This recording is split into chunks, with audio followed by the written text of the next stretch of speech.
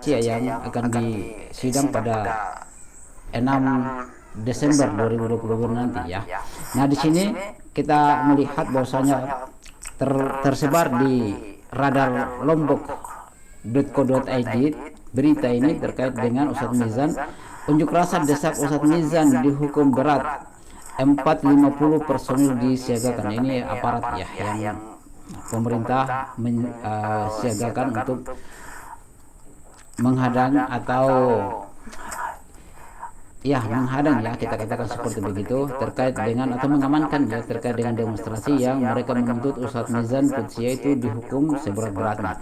Nah, di sini sahabat Lampar Channel yang semoga dirahmati Allah Subhanahu wa taala, kita lihat ya tersebar bahwasanya ada di sana gempa gerakan gerakan masyarakat pembela Aswaja yang mereka demonstrasi di depan Pengadilan Negeri Mataram pada Jumat 2 Desember 2022 dalam rangka mereka menuntut Ustadz Mizan Qudsiah itu dihukum seberat-beratnya. Kalau tidak, katanya maaf saja mereka akan bunuh. Nah, di sini dia tuduh kita radikal, dia tuduh kita suka menumpahkan darah. Nah, tapi mereka yang melakukan. Kalau mereka itu bebas, tidak ada istilah-istilah seperti itu radikal.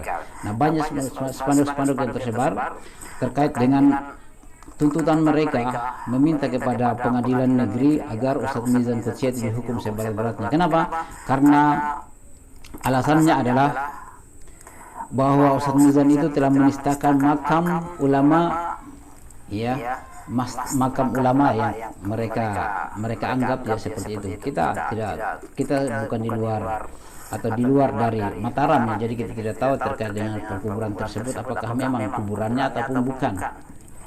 Nah, di situ sahabat Lampar Channel terkait dengan demonstrasi yang dilakukan oleh gempa gerakan masyarakat pembela Aswaja yang mereka mengancam kalau dibebaskan tidak dihukum Ustadz Mizan itu akan dibunuh oleh mereka sebagaimana yang tersebar.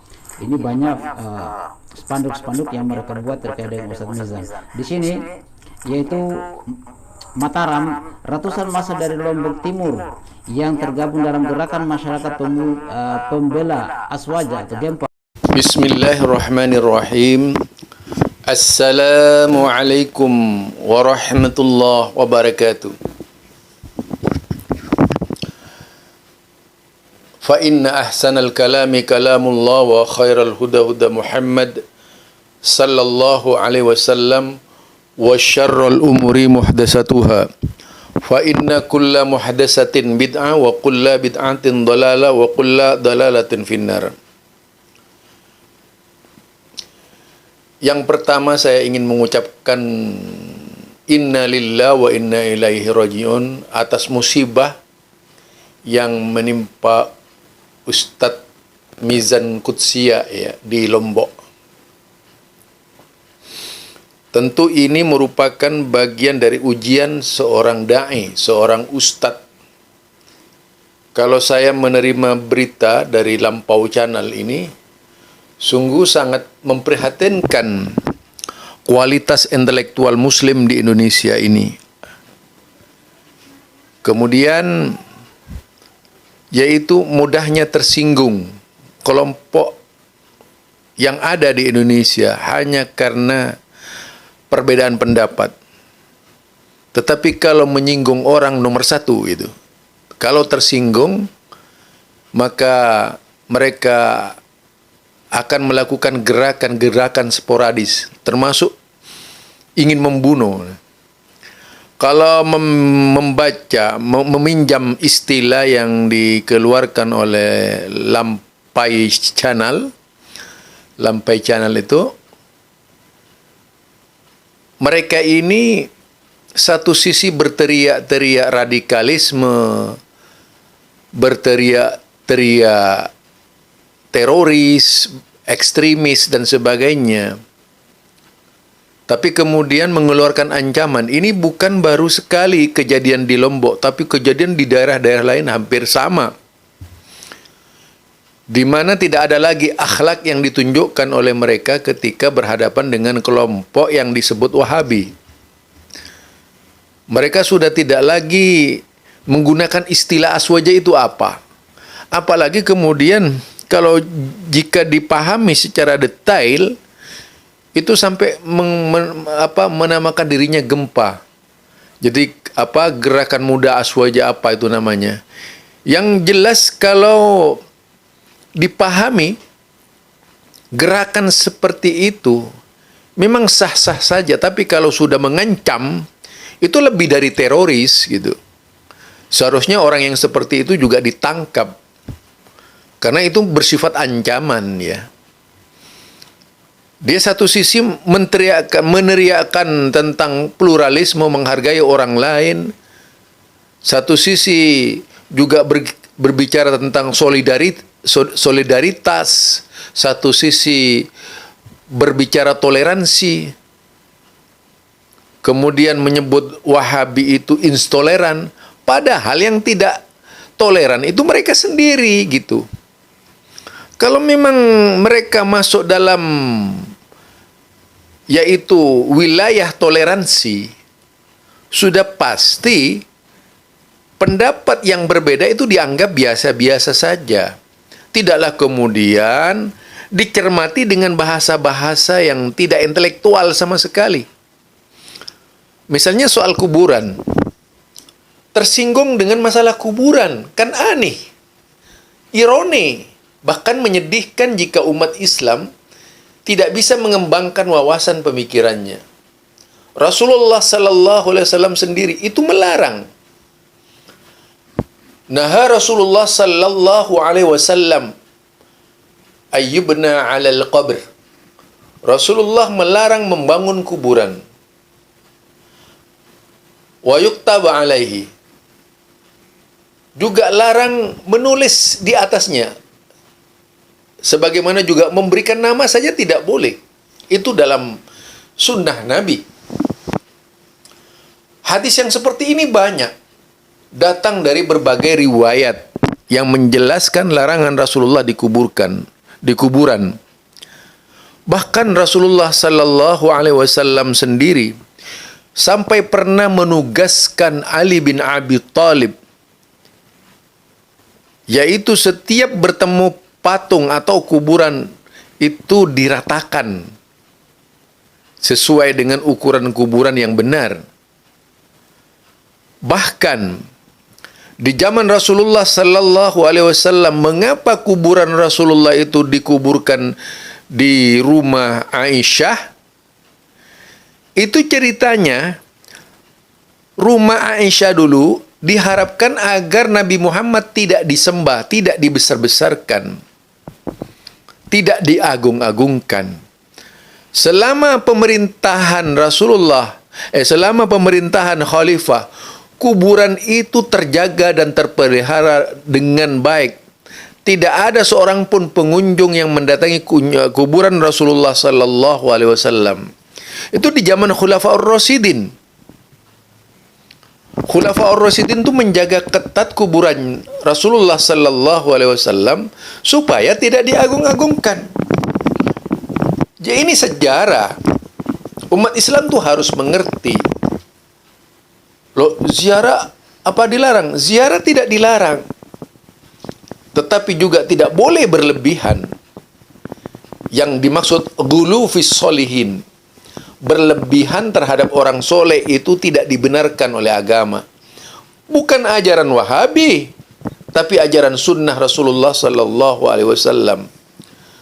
Mengapa kemudian ada yang mengasumsikan ketika kita membicarakan masalah makam, kuburan, keramat dan sebagainya, yaitu supaya dianggap biasa-biasa saja, ada yang tersinggung.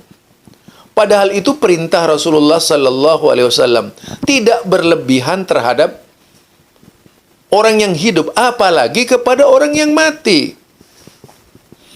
Harusnya di sini, yaitu para ulama-ulama yang memang ulama, membacakan hadis-hadis larangan di kuburan. Bukan kemudian membuat umat itu menjadi umat yang buas, menjadi umat yang garang, tidak paham agama, lalu bertindak di luar yaitu sikap yang normal atau bertindak abnormal. Apalagi kemudian sampai di Lombok ini demonstran yang mendemo siapa namanya Qudsiyah, yaitu Mizan Qudsiyah, Ustadz Mizan Qudsiyah ini sampai mengeluarkan ancaman dan minta kepada kepolisian urusan kuburan itu supaya dihukum seberat-beratnya. Naudzubillah min dzalik. Ini keawaman mereka sebenarnya yang perlu mereka diinjeksi dengan terapi dari Rasulullah sallallahu alaihi wasallam. Rasulullah ini memperingatkan di kuburan, bahkan beribadah yaitu sholat di kuburan dilarang oleh Rasulullah sallallahu alaihi wasallam. Membuat masjid di kuburan saja dilarang oleh Rasulullah sallallahu alaihi wasallam. Jadi banyak sekali larangan-larangan di kuburan. Artinya kalau memang seorang yang beriman, dia akan mempelajari ajaran-ajaran dari Rasulullah sallallahu alaihi wasallam. Tadi jelas sekali ya. Hadis larangan naha Rasulullah ayyajlisa alaihi.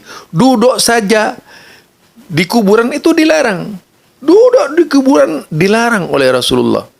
Tapi kalau kita lihat kuburan di Jakarta itu, kadang-kadang dijadikan tempat sepak bola itu nggak boleh. Jadi juga beribadah di kuburan tidak boleh, main sepak bola di atas kuburan juga tidak boleh. Sama-sama dilarang itu oleh Rasulullah sallallahu alaihi wasallam. Anehnya sekarang bahkan ada orang yang membangun masjid di dalamnya kuburan gitu. Ada ini bahkan dengan biaya yang cukup mahal. Menjadikan kuburan itu sebagai tumpuan dan harapan semua orang. Seolah-olah kuburan itu adalah kuburan yang bisa mendatangkan berkah. Keyakinan seperti inilah yang dilarang oleh Rasulullah sallallahu alaihi wasallam.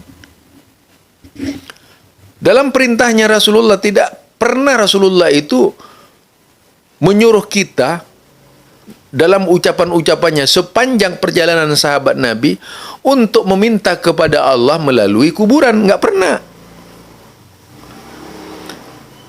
Tidak ada satupun perintah yang datang dari Rasulullah sallallahu alaihi wasallam memohon kepada kuburan. Kuburan siapapun termasuk kuburan Nabi sendiri. Tidak dibenarkan oleh syariat Islam itu. Terlalu banyak larangan di kuburan.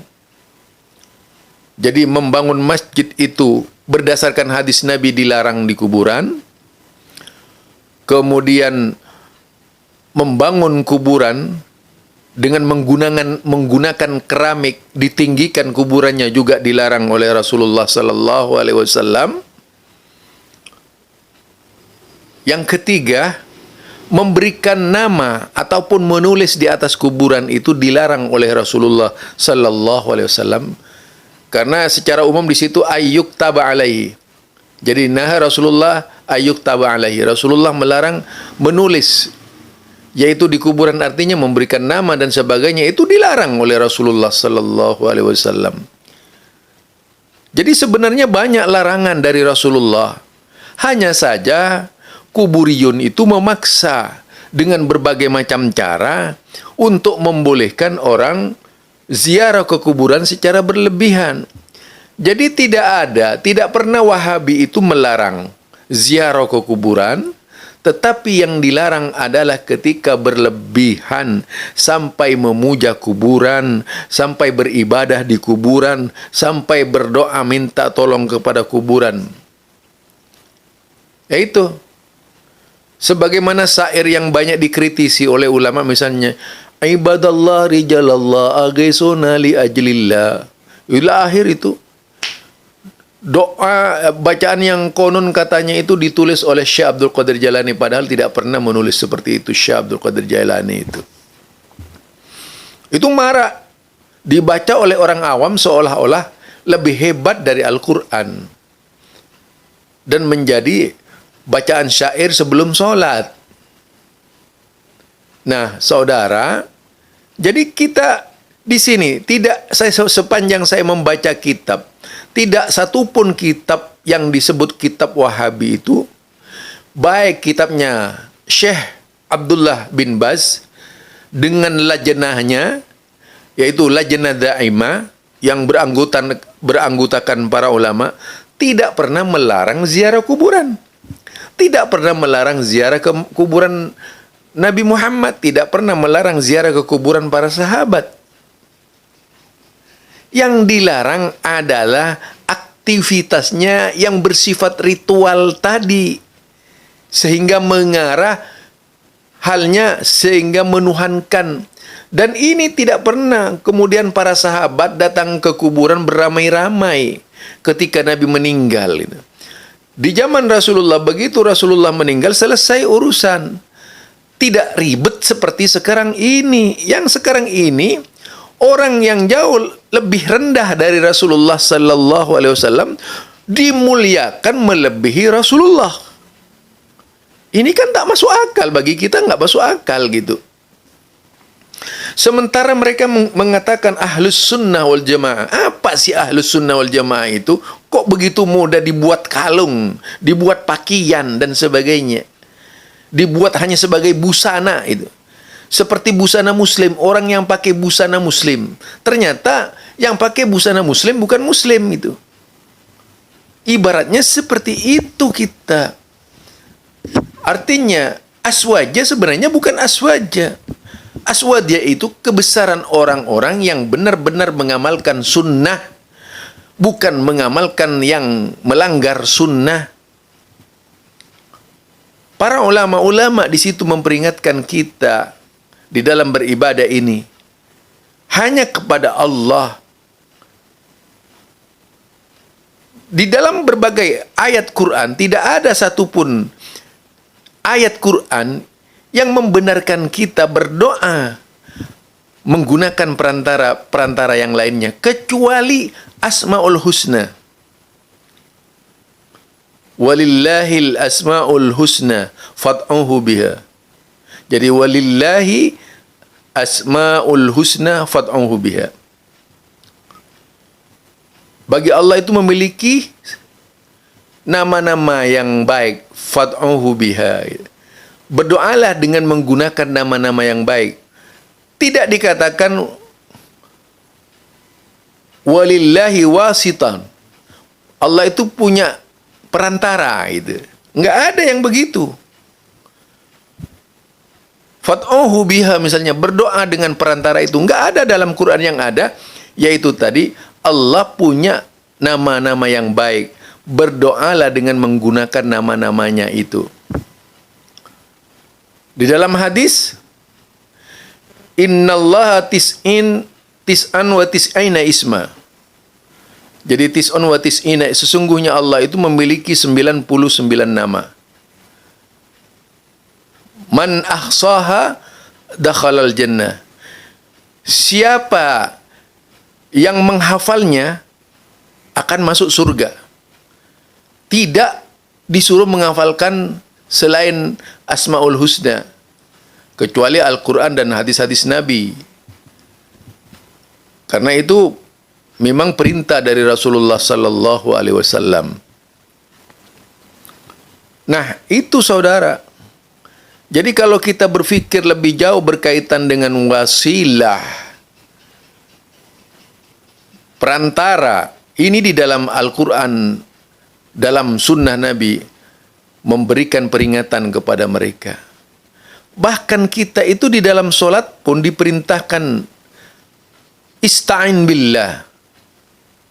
Sebagaimana perintah Allah, iyyaka, kepada engkau na'budu kami beribadah, wa iyyaka nasta'in, dan kepada engkau kami minta tolong. Ini nyata, direct antara seorang hamba dengan Allah. Sampai di dalam sebuah hadis dilukiskan itu. Wa idza qala al-'abdu alhamdulillahi rabbil alamin. Ketika seorang hamba mengucapkan kalimat alhamdulillahi rabbil alamin, Allah qala Allah menjawab, hamidani abdi, hambaku memujiku.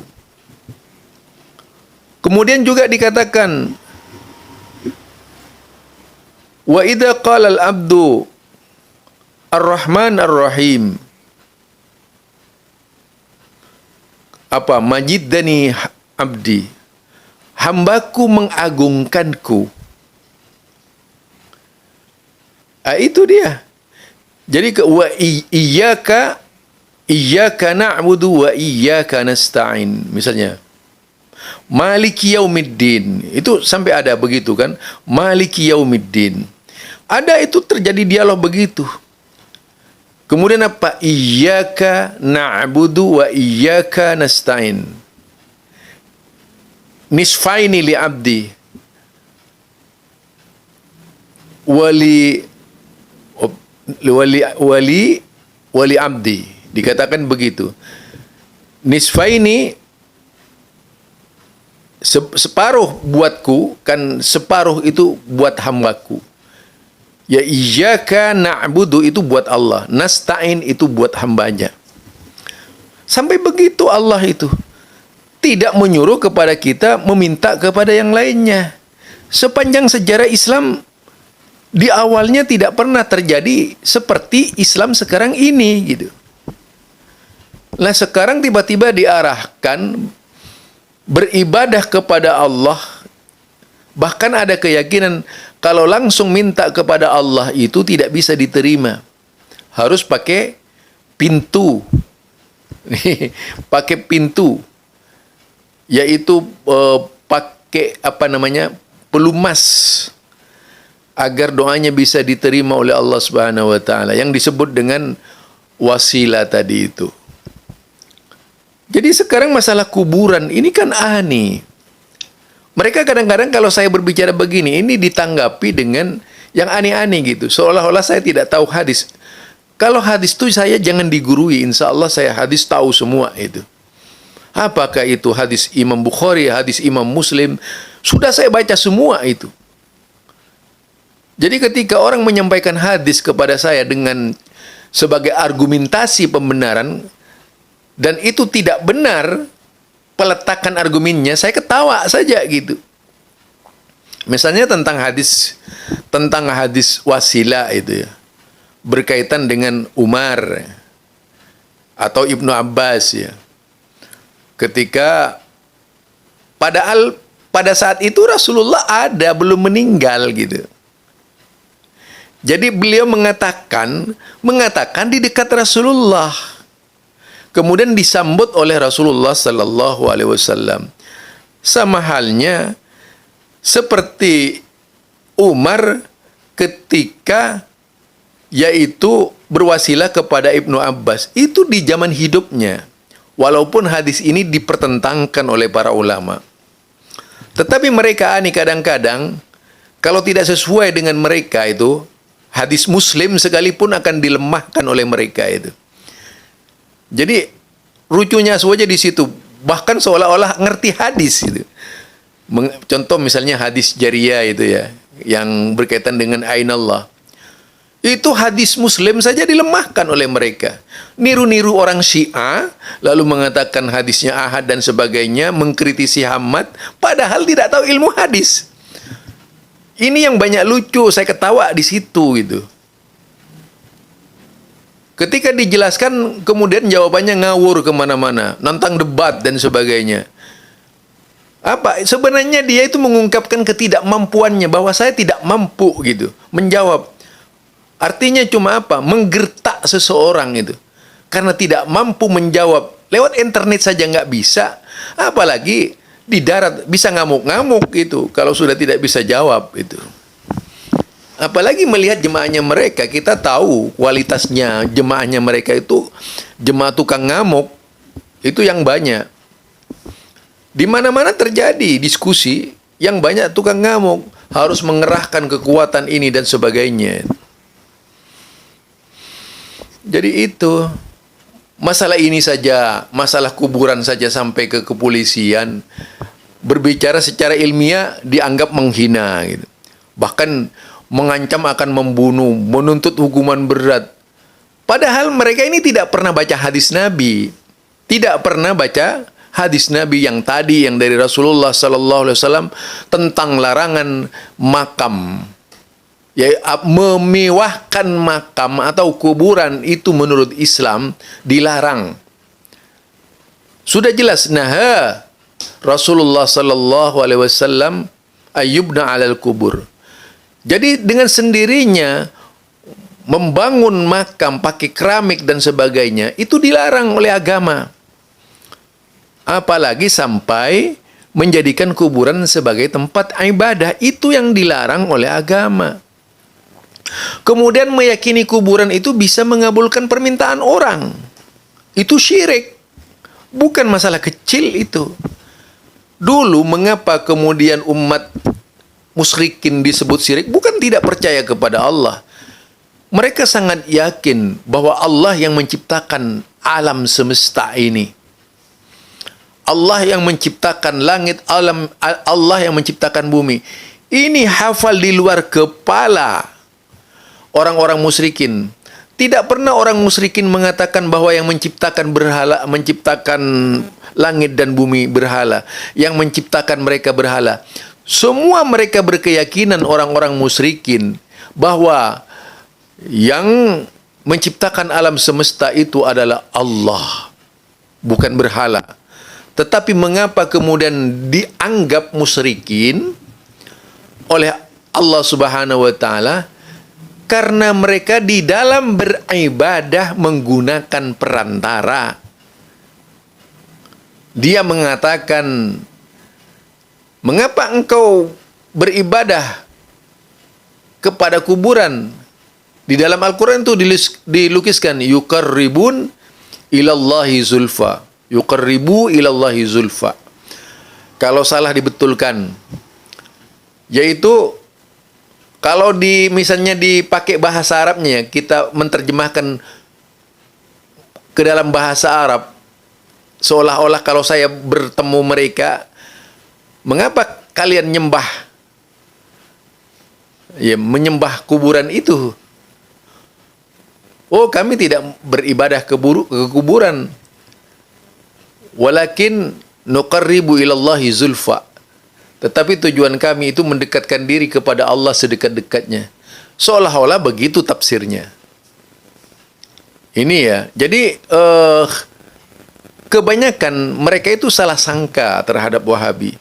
Padahal larangan-larangan itu sudah dilarang oleh Rasulullah sallallahu alaihi wasallam. Kemudian menjadi ramai pekuburan ini setelah para tabi'in, pewaris-pewaris Islam itu meninggal satu persatu. Hilang seluruhnya. Muncullah di abad kemudian jauh, yaitu dari kelompok Khalaf di Mekah yang kemudian membangun satna-satna dan sebagainya itu. Pelayanan-pelayanan kuburan, curu konce dan sebagainya. Mirip yang terjadi di Indonesia ini. Itu gambarannya. Jadi bukan warisan dari Rasulullah. Selama para sahabat memerintah, tidak seorang pun yang berani berziarah ke kuburan Rasulullah dengan cara-cara seperti yang dilakukan oleh orang-orang sekarang itu.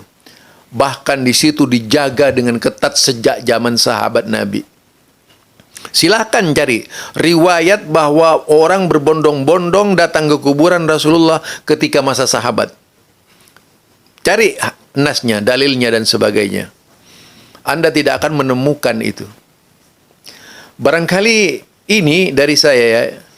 Jadi seharusnya tidak sampai itu ke kepolisian seolah-olah tindakannya benar gitu.